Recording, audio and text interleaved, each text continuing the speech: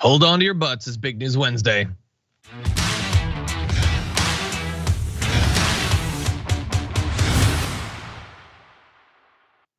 Welcome everyone to the Damage Report. I'm Iadarola. That's Jayar Jackson, host of the Watch List. Jayar, how you doing? I'm doing great. It's good to see you show up to work, John Iadarola. It's good to see you show up to studio and actually hang out with the rest of us here in studio. I want you guys to know something about Mr. Iadarola. He's been preaching for months. Man, when are people gonna come back to the office? When are they gonna come back to the office?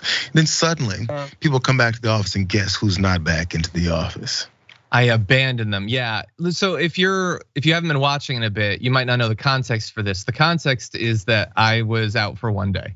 Well, I guess I was out for 2 days technically, but I was broadcasting yesterday. I just wasn't here. But anyway, I guess I'll never leave again.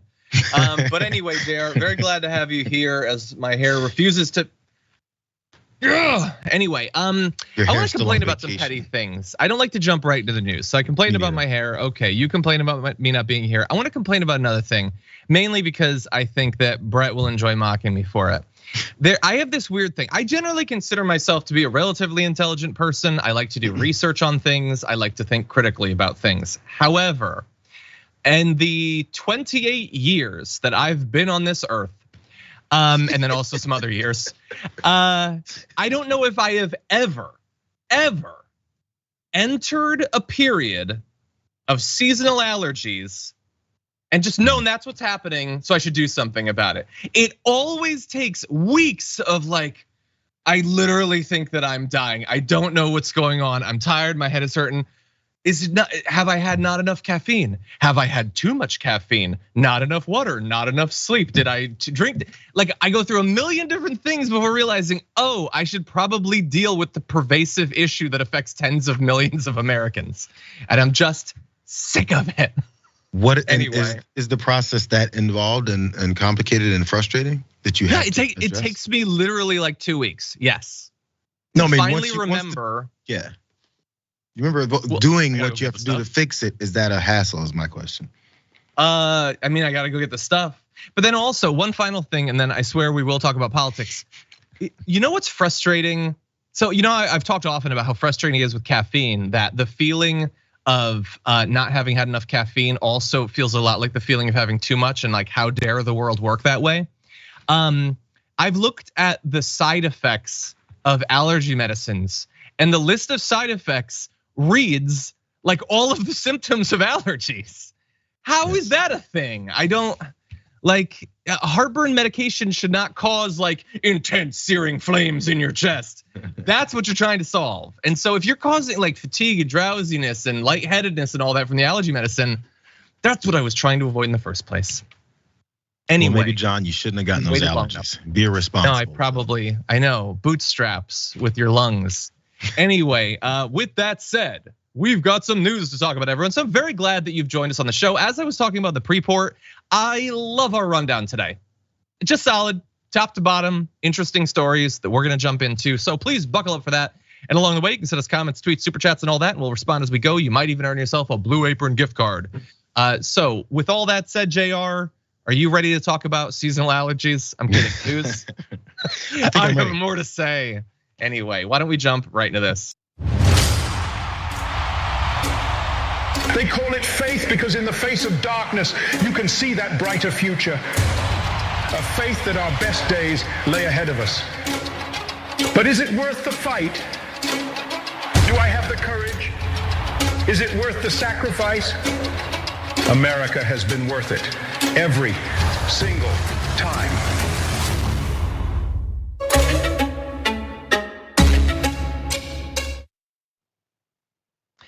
Do you have the fight? Do you have the courage? Can you actually make it happen?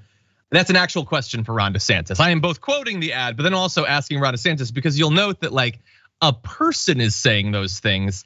He's not even looking at the camera. And I get that it's supposed to be cinematic as he launches his presidency, which appears to have been spoiled by his wife sending out this tweet. That was the first like kind of official indication that he's running for president. She sort of took that away from him. So I think that's funny. But anyway, Jayar, It is official. Now we're gonna get into a little bit later on how he's going to be doing it because there's certainly some juice there. But it is actually happening. It had seemed to me to be an open question up until last week whether he was actually gonna do it because his polls have been dropping. This could be devastating to him if it goes poorly. So all that said, what do you think? We're launching into this thing. It's expected. I never expected not to happen. I just didn't know. I thought his setup was trying to figure out how best way to do it, considering what's happening with polls and considering what's happening with his fights still in Florida and covering up of how his travel is and whether or not he's going to campaign and if he can and hiding this and hiding that and book tours and awkward appearances and all that stuff. But I think if nothing else, after all those potentially negative things that happened in the buildup, they're like, let's just launch, bro, because it was better before. And the more we keep trying to act like we're not eventually gonna launch this, it's just gonna keep piling onto us. Let's just jump in and get going. So I don't know if it was always the plan for this particular day, which by the way, is the anniversary for Uvalde, which is disgusting from their point of view. Maybe they just forgot. I'm pretty sure they did. But this was at least to get it out there, I think, which is decent for them to try and do now, finally. Yeah, well, how do you rate the actual ad? If this is gonna be like the teaser to your campaign, what do you think? It seems a little, you know what? Tim Scott just declared yesterday, day before. And there's usually a bit of a humble approach to when you're gonna announce a president. You talk about what you're gonna do for everyone and look at how much I love this country. You show like the mountains and then you show some wheat, and talk about how great the country is and that you're gonna be a part of it. Yeah, you didn't show the grain fields and all that stuff, corn, whatever. But in this case, it seemed very, very, very self-promotional and serving and I'm your new master type of feel. But I know it had the whole it's exciting, he's coming out to do his thing. So I get that part of it. But if you love Ron DeSantis, you like it. If you don't like Ron DeSantis, you don't like it. That's generally the way this politics is gonna go. One more thing though, at the back end there, I don't know if people have noticed this. Maybe you're gonna get to hopefully this is to be revelation to you. Let's keep going. See that flag? 3 stars, 5 stripes. Did you notice that? I don't even know. What is that a reference to? I don't know, but I did notice 3 stars, 5 stripes, 3/5. 3/5. No. I don't know. That's just the first thing that came to my mind. I'm really glad that you mentioned that because it's the sort of thing where we know we're gonna find out within a day that there's some really dark meaning to this. For me, I already had that feeling, but not about the flag. I wanna get really petty, and maybe this is where I will lose a lot of our audience. As I was watching that ad, he obviously doesn't speak, someone else is speaking. It's like voiceover. And I thought, I don't recognize that voice. I don't know what speech this is being pulled from. It obviously sounds like it's some sort of big historic speech or something. Like, oh dear God, are we gonna find out that this was the speech of some Hungarian autocrat or something? That was my fear. But then I looked it up. And you know who it's quoting, Jayar? No. Do you know those immortal words, who they're quoting? Dear audience, does anyone know? It is the most frustrating response or answer that I could give you. Nobody. They literally just wrote it. Now, I don't know exactly why this bothers me so much, but doesn't that seem like, no, you can't do that? I know that it shouldn't matter. Like if it was FDR, if it was Lincoln, if it was whatever, if it was, I don't know, Forrest Gump. Those are just words. They either are effective words or they're not. But that was definitely kind of pretending that it was some major speech. 100%. They just wrote the words. If you're gonna do that, why didn't he say the words? Because he's Ron DeSantis. Who's that random voiceover person? Is that weird and petty of me? It feels like cheating in some way. It's not weird or petty. The thing is like when you do something like that, when you make it sound like it's this historical speech that people always remember it. Because this is the first thought I had too when I heard that. I was like, oh, what's this from? Wait, who's that? Who are they replaying? It has a weird, maybe my brain is off and missing it, but it has some twinges of some Kennedy in it, that weird accent. Sure. Yeah. And then it has this sound like you're at this big, speech historically. So maybe some past president that maybe we forgot his voice or accent, something that connects directly to him. Maybe something that has to do with Florida. Maybe something that has to do with like this new revolutionary leader and president. Who knows, right? But that's the feel they're going for. And I guess it fooled enough of us to think, what is this from? So maybe they pulled it off well as far as the execution, but then that makes people ask, well, what's this from? Which then kind of deflates it when it's nothing. Yeah, I know that you're allowed to do it or whatever. It seems, why don't you just say it? Why don't you speak? I know he's gonna speak or whatever, but anyway, first of all, second, before we move on, I know that he's probably busy, but Brett, you gotta film a parody version of this, come on. Brooke can film you like walking out of the bathroom or something, I don't know. Like, you gotta make it happen, man, we'll run it on the show.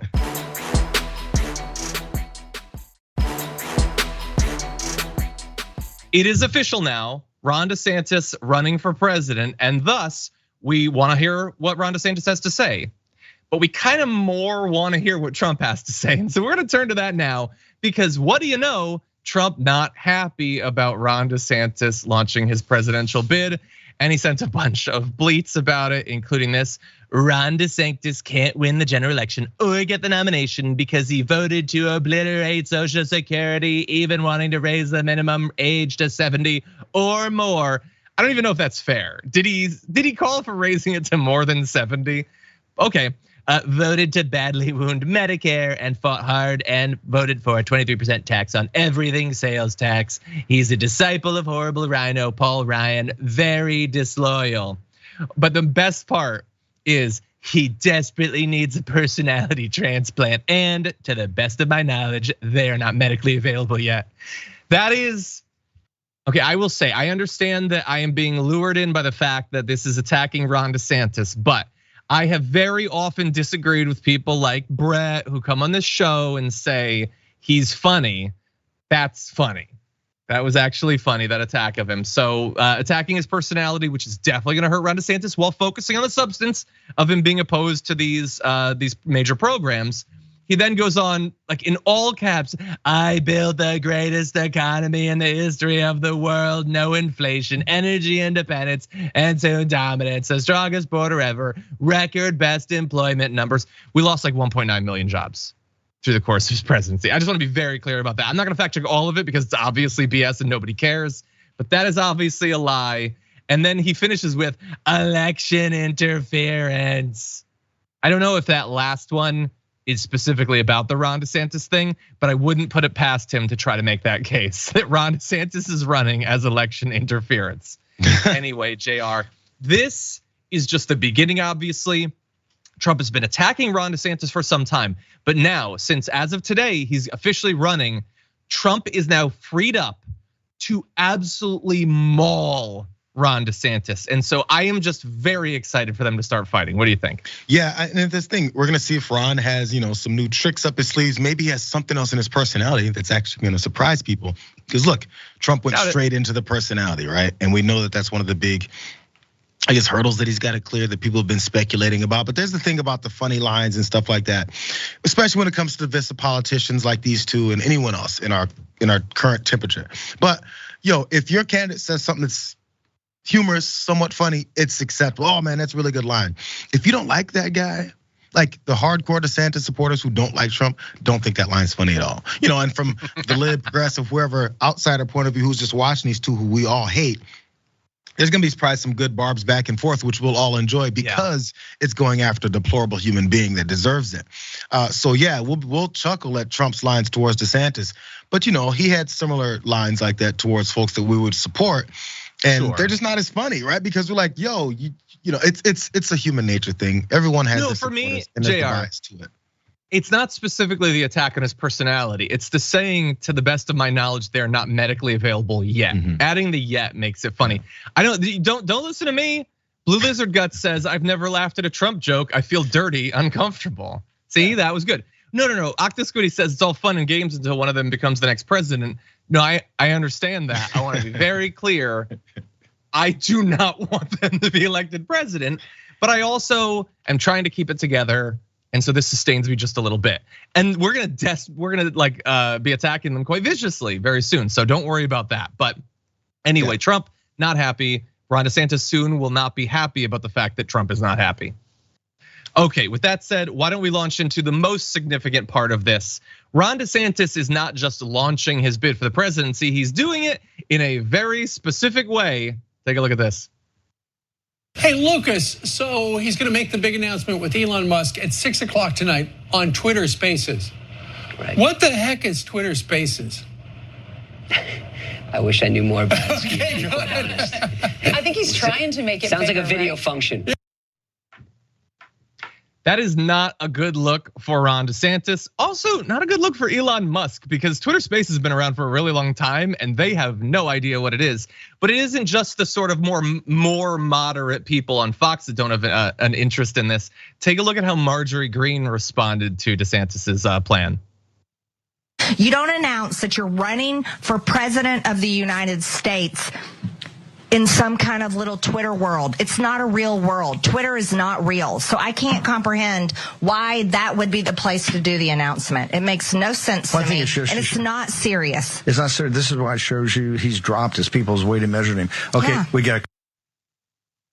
Okay, so look, I love the fact that they're openly mocking Ron DeSantis in this way for launching his presidential bid on Twitter Spaces. It's gonna happen tonight as when we're recording this with Elon Musk. So that is a bunch of choices all wrapped up into one, and we're gonna tease those out.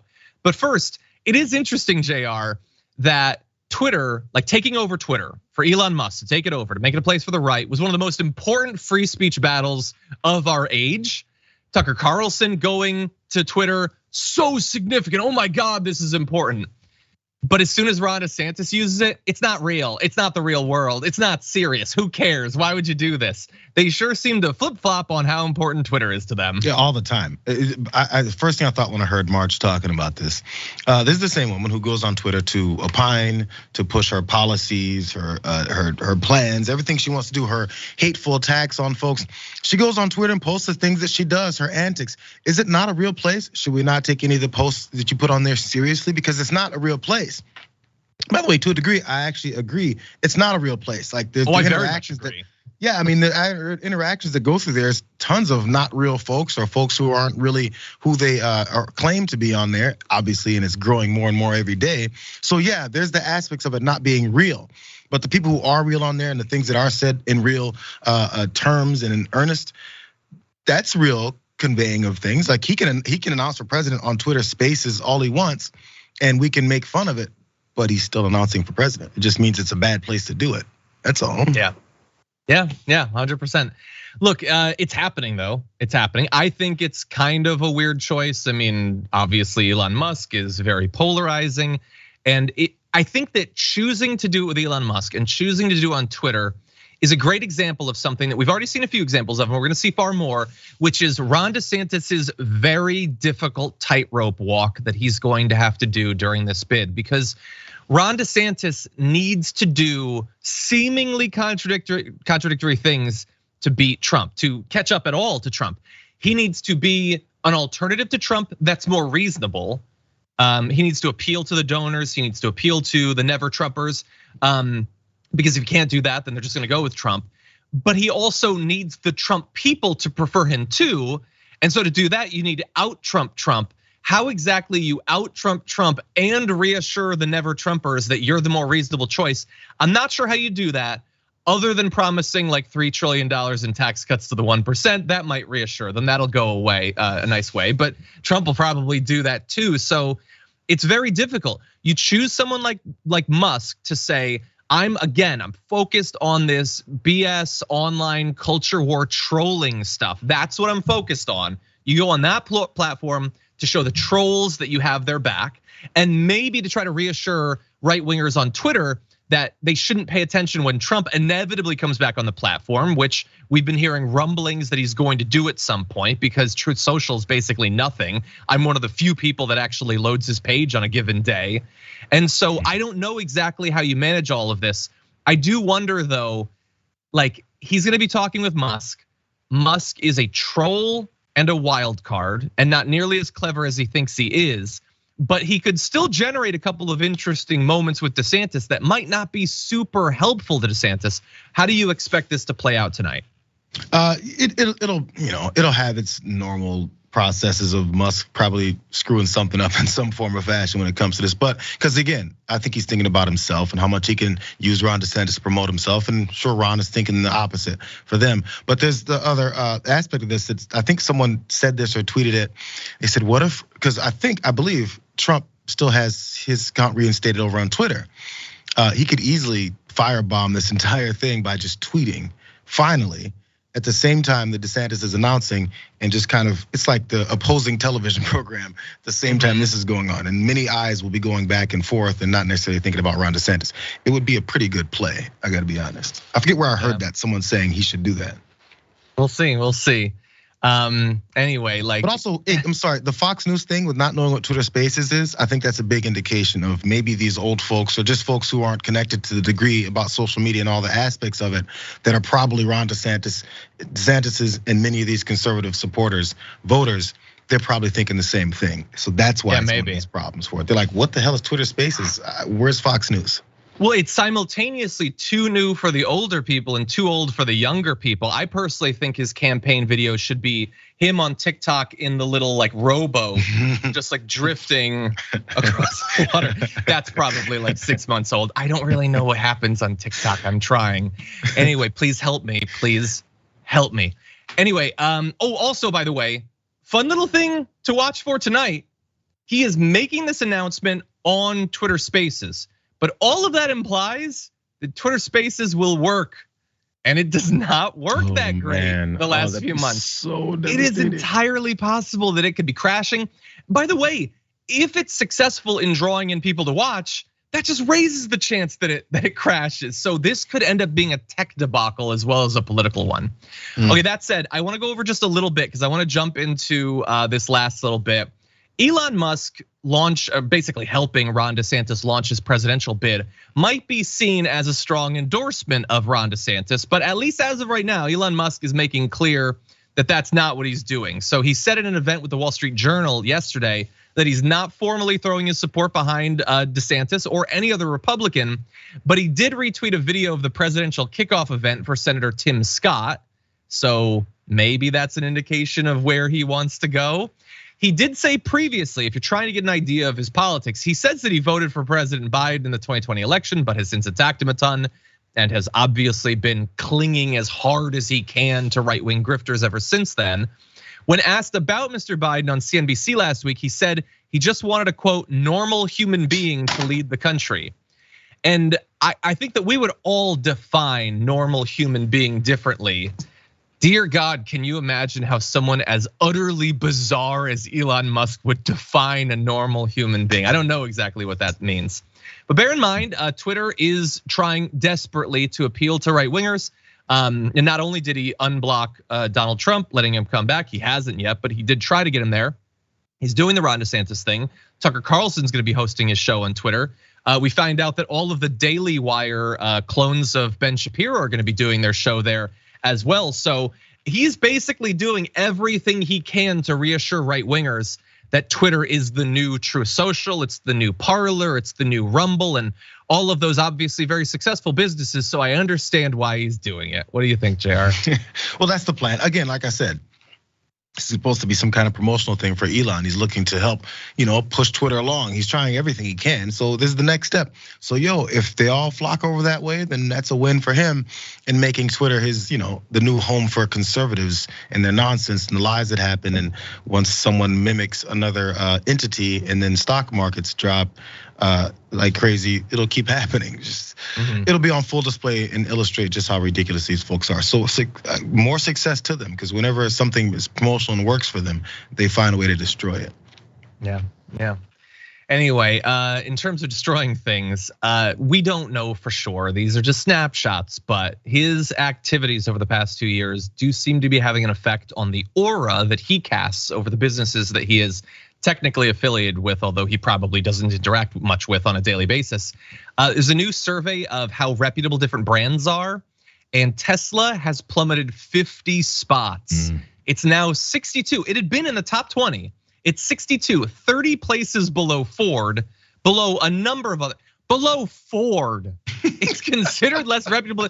By the way, no, I'm not attacking Ford. I'm considering a Ford truck as my next vehicle. I'm just saying, despite me doing that, it's not like Ford has always had a sterling reputation for reliability or whatever. Not against it, might get a Ford Maverick, we'll see. But they're way below him. And by the way, Ford did jump up 9 spots. Patagonia and Costco are number 1 and 2, which I find fascinating. But here's how bad that 50 spot drop is. It drops him to 62, the bottom half. And when you look at his other businesses, Twitter is now at 97, which is bad, but it's not the worst. At 100, you have the Trump organization.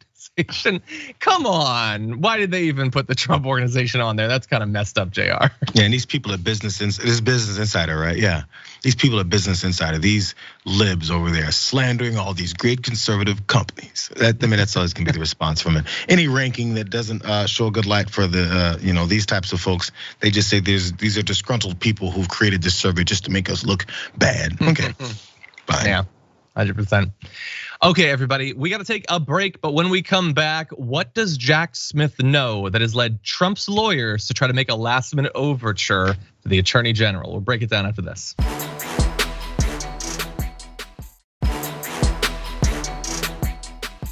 Okay, everybody, we got some major news to cover, so buckle up, let's jump into this. We've been hearing rumblings, perhaps inklings, that the investigation of Donald Trump with the classified documents could be coming to a close.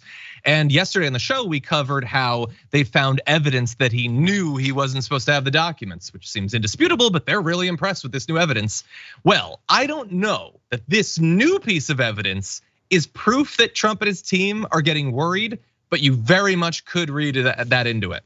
They sent a letter to Attorney General Merrick Garland requesting a special meeting. Now, there's a little bit of the sort of normal Trump flourishes in this, but we'll read the important parts for you. So they say in this letter, this is from a team of lawyers. Unlike President Biden, his son Hunter, and the Biden family, President Trump is being treated unfairly. These are adults. They are adults writing this letter. They printed it out and they sent it. And that's what it says. No president of the United States has ever in the history of our country been baselessly investigated in such an outrageous and unlawful fashion. We request a meeting at your earliest convenience to discuss the ongoing injustice that is being perpetrated by your special counsel and his prosecutors. That is interesting. It's John Rowley, James Trusty. Get Trusty as your lawyer. It's a name you can trust. But anyway, they want to meet now. We are months and months and months into this thing. And now they want to meet. Just as it's about to wrap up, just as they're giving indications that they think they have the goods on him, just as some of the former Trump lawyers are saying that they're worried about him. We'll get to some of those quotes. This seems like they're trying to head it off. Maybe strike some sort of bargain. Maybe he does X, that he doesn't go to jail for Y years, or just doesn't want the charges to come out, even though they say that would help them in the primary, Jayar. I don't know, am I reading too much into this? It seems like a weird thing to do at this late date. It does seem weird, but it's a very Trump-like thing to do. It's absolutely unsurprising when it comes from him as an attorneys. I think they've run out of options, maybe. Potentially, I can read into it and think maybe there's something that's about to come out and explode and destroy this guy finally, but we've heard that over and over and over again for years. I'm done expecting anything to come out about Donald Trump that's gonna actually hurt him, because many things will come out about him that should hurt him and they don't, whatever. There's many people protecting him. So this, I think, is another step of him thinking that, Merrick, we can have a meeting here and talk about it because he'll protect me, right? Because you have to, right? You're my only last hope. What was the line from Star Wars? You're my greatest last hope. What did she say to Luke? Help me, Obi-Wan Kenobi. You're my only hope. You're my only hope. I'm not sure. That's nerd stuff. Yeah, no idea. You'd have no idea. No, Merrick is the only last hope for them. So let's go to that route next. Maybe to talk about how this is a former president of the United States. We can't let this happen. We live in the United States where certain people actually don't face consequences for their actions because of who they are and how much money they have. What are we talking about? We can't let this happen. We can't let normal Americans understand that the justice system actually applies to everyone. That's a conversation they're looking to have, but I don't think it's going to work all that much. They definitely think that he has a voice that for some reason Garland will listen to, despite the law. Yeah, maybe the Attorney General hasn't responded in any way. You left him on red. 100%. People are sending in some funny ones. I'll get to those in the break. But look, you could alternatively say that this isn't a serious attempt to meet with him. It's just bravado. But he sends bleats like that every day. Like, this is a new thing that they're doing. And they're specifically making it public. They're making it seem as if it's to fight against the injustice, but they can just say it's unjust in court, let alone on social media, to request the meeting. That's where it gets interesting. Anyway, the question remains, what does Jack Smith know? And is that actually his real name? Is the follow-up that Trump would ask. But anyway, Jack Smith is investigating a number of different things having to do with Donald Trump. And with Trump now wanting to meet with Merrick Garland, there does seem to be some fear that he could have landed on something. So here's a little bit of the evidence that we have recently. The National Archives recently gave the special counsel 16 records showing Trump and his top advisors were aware of, quote, whether, why, and how he could declassify documents, potentially undercutting his defense. The defense being that he can just think about it really hard, maybe wiggle his nose, and the documents are declassified. That is obviously not true, but now they're saying they have a paper trail that it was made known to him that he could not do that, and yet he kept the documents. And the interesting thing is that on Trump's town hall last month, the CNN one that got criticized a lot, there might be a couple of useful purposes it served. One is E. Jean Carroll suing him for an additional $10 million thanks to his attacks against her there. The other is that during that town hall, he said that he, quote, took the documents because he was, quote, allowed to, and then said that he could, quote, automatically declassify them. He is still making that claim, although we are now months and months into him being repeatedly told that that is not true. That could theoretically hurt him in the legal proceedings that we're having right now. Additionally, bear in mind, one of Trump's lawyers had to testify. We were talking about Evan Corcoran earlier this week. He was forced to testify after a judge determined Trump may have used him to lie to prosecutors, piercing the traditional attorney-client privilege with a, quote, crime fraud exception. Corcoran's notes, 50 pages of dictated notes, by the way, indicated that he warned Trump that he could not keep the documents after the subpoena. That could be really damning for Trump right there. And other former Trump lackeys are admitting that this is not looking good for him. Bill Barr, who admittedly is attacked by Trump constantly, so he could be biased, he said that Trump could be very exposed legally in the case. And former Trump White House lawyer Ty Cobb says, I think this is a tight obstruction case. Yes, I do think he will go to jail on it. Now, again, they're not involved in the actual case and they're not exactly completely unbiased or whatever, but there have been some developments. I don't know for you, Jayar, for our audience, how much that should change our belief that the system is gonna work the way that the system always does, which is to say that it's not going to work, but what do you think? Yeah, there's more. There's things that are happening to him that'll make him look bad. Again, I can't give you like a prediction of how it won't work out as far as the Justice Department and the judicial system actually working to take down someone who's apparently committed all these crimes. But I just don't see it coming together because there's plenty of times it seems like it could have come together. Obviously, I'm not intricately detailed or involved in the process. But it's the whole thing with CNN. Ironically, after all the grief that they took and how they bent over backwards for him and then gave him this platform for him to spew all this nonsense for over an hour straight, if nothing else, they gave him some rope and he just kept rapping it. If CNN in that town hall that got all that grief is the one thing that helps bring this guy down because of his own words and fighting with Caitlin Collins, who was trying her best and not really changing anything he was saying, that would be pretty poetic. But again, I'm not sure if I really see that happening. Yeah, I'm sorry, I'm the pessimist here. I just want to find out. I mean, look, we got charges, on the hush money payments. Hadn't really expected that. I like to be pleasantly surprised. We're often surprised. Pleasant surprises are rare, so I do enjoy those. Oh, and by the way, one other thing though. So they had to fight over him and DeSantis, right? What if charges do come? What if they actually arrest this guy? What if there's another investigation, another court hearing, and another appearance, and all this stuff looks really bad for him, and they're right in the thick of the primary battle?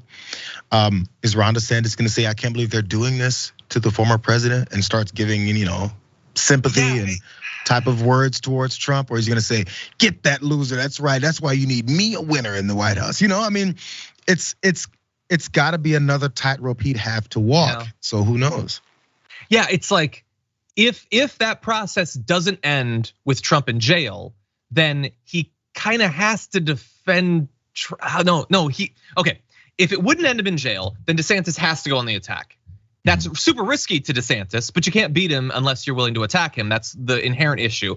The thesis has been that that's too dangerous, that he can't actually get away with attacking him, but he has to try because otherwise he has no chance.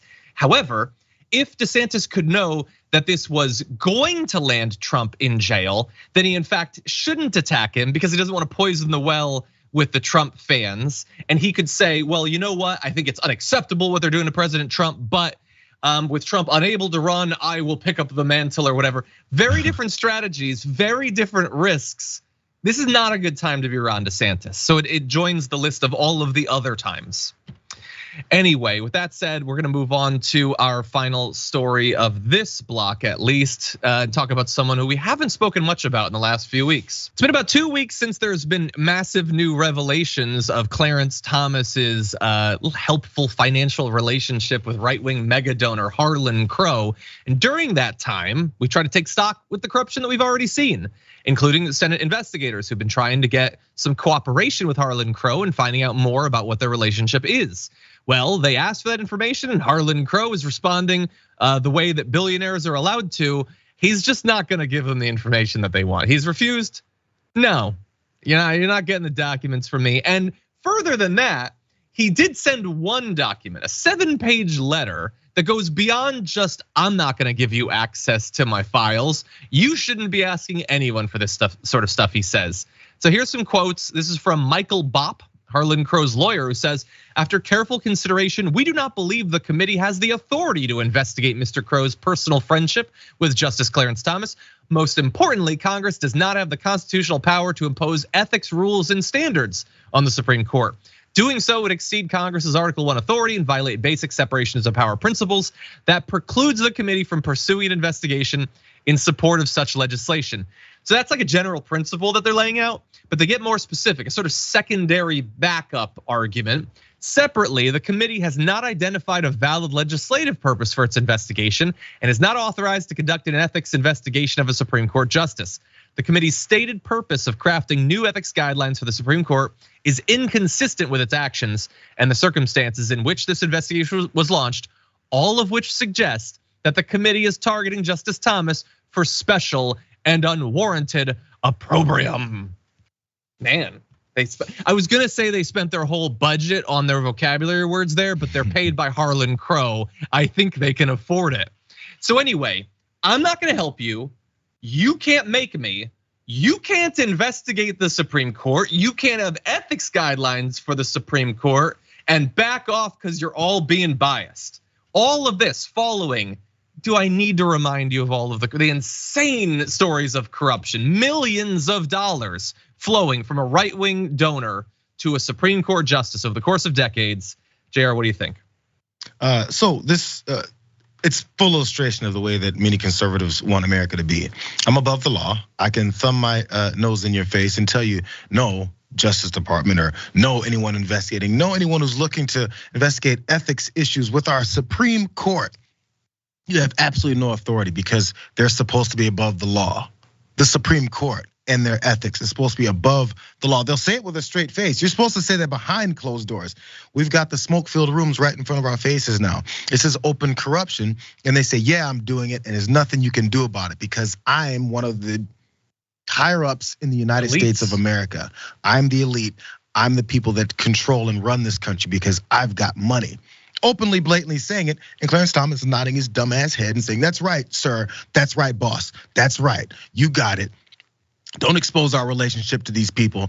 So if legislators, if Congress, if people enforcing ethical rules and put things into place can't investigate other branches of government because that's some separation of powers lines that they want to talk about, someone should tell Jim Jordan and Comer to stop investigating the president of the United States.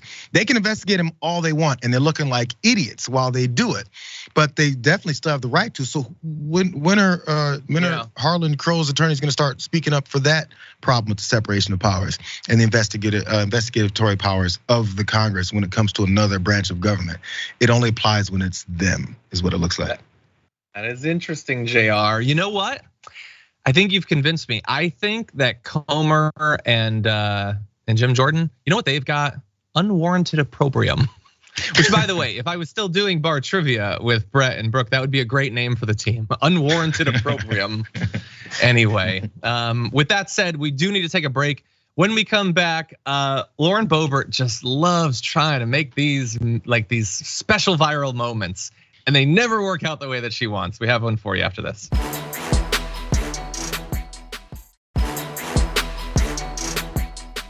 The babyface is Tim Scott, by the way. Tim Scott said some crazy things. I think a lot of people forget that, but maybe we need to do like a deep dive into Tim Scott, because he's not no, I shouldn't. I've done 3 deep dives into Tim Scott. Tim Scott fascinates me. You know who watches Tim Scott? You know who cares about seeing what Tim Scott's about and who he is and where he's going? No one. I thought you were gonna say old, rich, white racists. But anyway, I'm fascinated by him. I would talk about Tim Scott and his whole thing a lot. I think he's very interesting, but no one cares about him. Oh, I see what you're saying. You're saying don't do it because nobody's gonna watch it. Oh yeah, no one cares. You're gonna actually get pushback. Well, why are you talking about Tim Scott?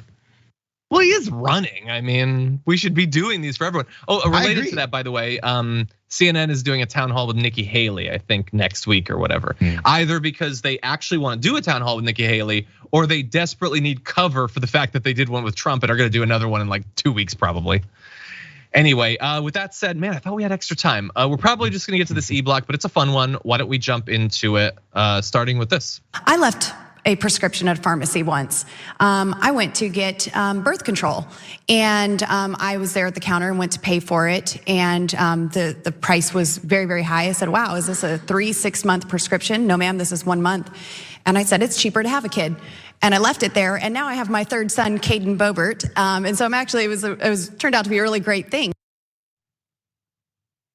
Look, I think that politics needs a bit more humor. So I get the idea that you'd want to joke around. But if you're gonna do that, first of all, make it funny. Second of all, maybe don't joke about stuff that's incredibly consequential to people's lives while you're actively working to make their lives harder in the exact area that you're making the joke about. So that was Lauren Boebert implying that she decided to have more kids because birth control was too expensive. Now, there might well be people who end up having to have more kids because they can't afford birth control. That could be an actual serious issue. It's the sort of issue that you might think the government should do something about. But as AOC has pointed out, she was involved in a potential fix to this solution, but she wasn't very helpful. AOC tweeted, and then she voted against the right to contraception so she could double this problem and give it to the next person. In fact, it goes beyond that. Boebert has also voted, she had a bill in 2023, earlier this year, a proposal to defund Planned Parenthood, which offers low cost or no cost birth control pills to uninsured and low income people. So this makes it not just a perfect Boebert moment, like her trying to be cool and viral and just making herself look stupid. It's like a perfect Republican thing.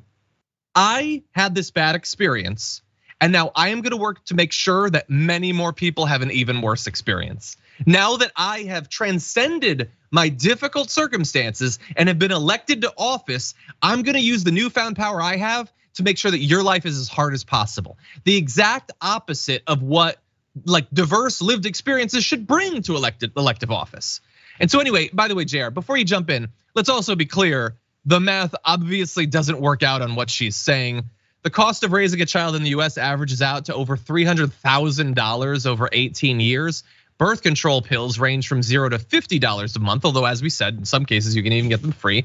That's not cheaper than a kid, because even at $50 a month, Mike did the math, that would be over 18 years, $10,800, which is a lot less than $300,000. So please do not take financial planning advice or family planning advice from Lauren Boebert. This what confuses me about her and this whole thing. I wish we could, maybe the whole hearing, maybe the 6-8 hours, however long they were talking about this, gives us some more context. But it sounds like she had an issue with the price of this birth control, right? I mean, that's the beginning point, which would mean that you want to do something about it. I mean, she's a congresswoman, right?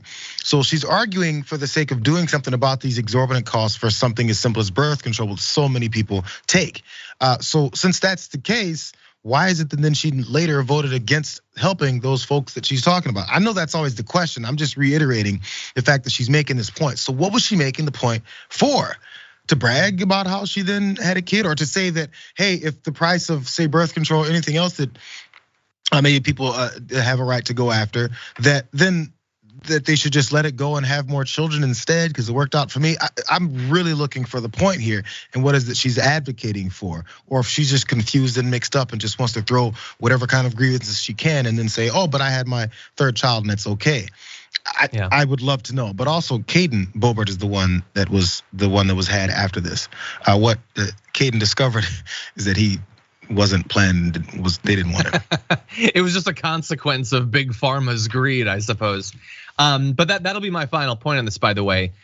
Conservatives love this sort of thing. It was so expensive, I couldn't afford it, so I just had more kids. It's their way of being like, look at me. I'm criticizing big pharma because their prices are too high.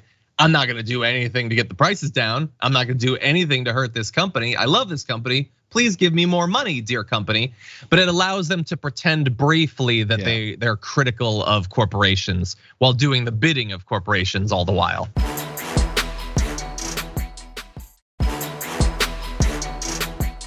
We're gonna move on to our last story of this first hour, so let's jump into this. As in a number of other countries, the state Supreme Court of North Carolina has made a ruling on redistricting that has made it much easier for Republicans to lock in effectively free seats in the state legislature, free seats in Congress. Notably, they don't have to do anything to appeal to voters. They don't have to become more popular. They don't have to do any of that stuff. They will just now be freed up, thanks to the state Supreme Court, to draw districts that give them an outsized, biased amount of representation in the state.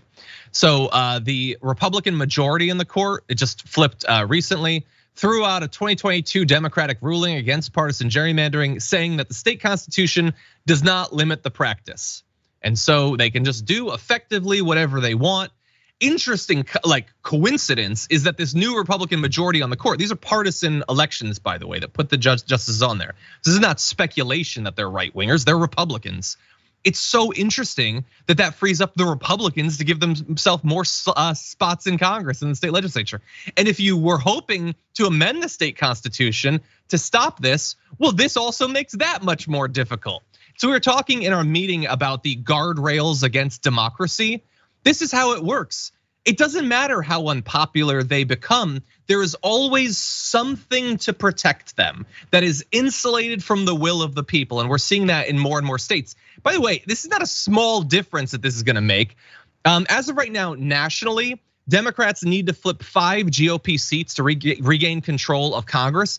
It's expected that this change, just in North Carolina, might put 4 Democratic incumbents in jeopardy. So like, that's not the 4 that they need to take over. That might double the gap right now between the Democrats and Republicans. The Republicans didn't come up with any new plans. They're not more popular.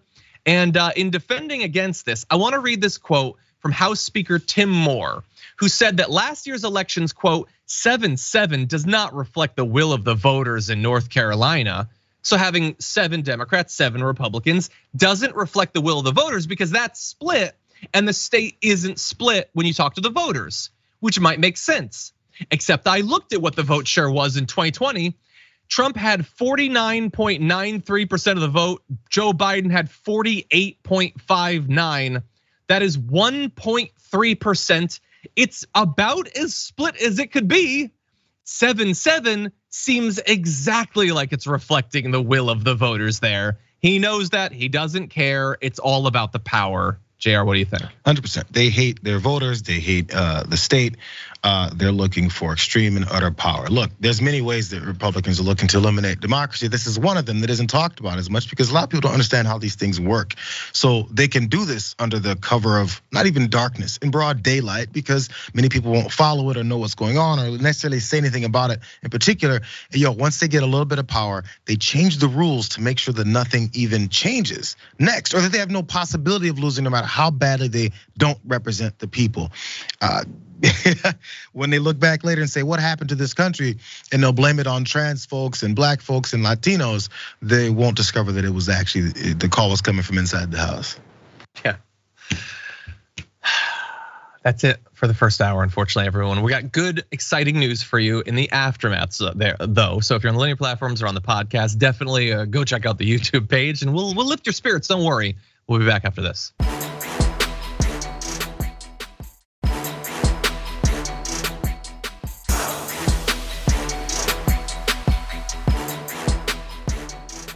Thanks for listening to the full episode of The Damage Report. Support our work, listen ad-free, access members-only bonus content, and more by subscribing to Apple Podcasts at apple.co/TYT. I'm your host, John Iadarola. I'll see you soon.